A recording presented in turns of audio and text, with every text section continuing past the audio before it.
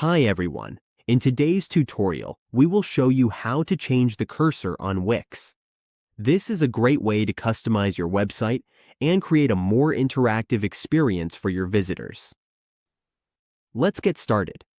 From your Wix dashboard editor, open your website editor.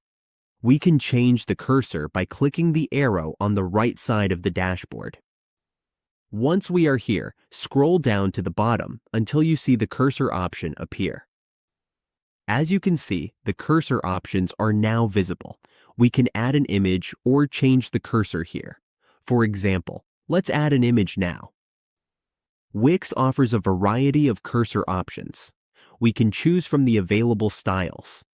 To change it to the red arrow, just click Add to Site. Now wait for the change to take effect. As you can see, the cursor has updated. We can also adjust the size to make it bigger or smaller, depending on your preference. Once we are happy with the result, click Apply or Save to apply the changes to your Wix site. And that's how we change the cursor on Wix.